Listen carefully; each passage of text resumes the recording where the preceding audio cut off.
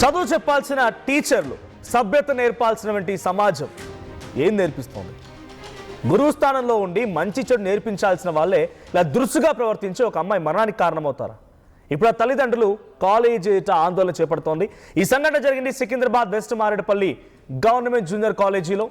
Intermediate మొదటి సంవత్సరం చదువుతున్న ఒక అమ్మాయి కాలేజీకి ఆలస్యంగా వస్తే ఆ అమ్మాయిని లెక్చరర్లు శ్రీలక్ష్మి అండ్ మధురిమ ఇద్దరు కలిసి ఏం జరిగిందనంటే అమ్మాయి పీరియడ్స్ వచ్చాయి మేడం అని చెప్పిందంట.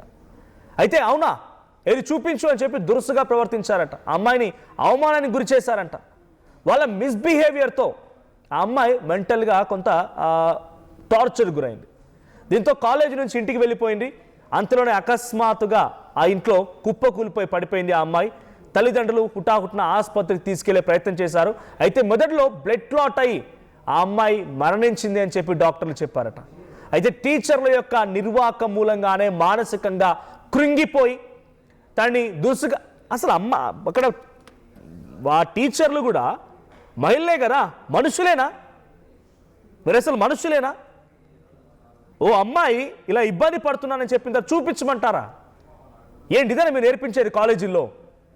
అమ్మాయి నాకు పీరియడ్స్ వచ్చాయంటే ఏది చూపించు అని చెప్పి అమ్మాయి పట్ల దురుసుగా ప్రవర్తిస్తారా?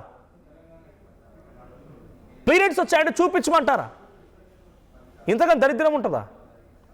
మీరు ఒక ఆడవాళ్ళని విషయం మర్చిపోయారు. ఆ సమయంలో మీరు ఒక ఆడవాళ్ళు, లేకపోతే ఆడవాళ్ళ సమస్యలు ఇలా ఉంటాయని చెప్పి మర్చిపోయారా?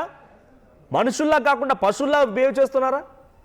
ఆ ఇద్దరు టీచర్ల పైన ఇప్పుడు పెద్ద ఎత్తున అక్కడ విద్యార్థులు మొత్తం కూడా ఆందోళన చేపడుతున్నారు. కుటుంబ సభ్యుల ఆందోళన కొనసాగుతోంది.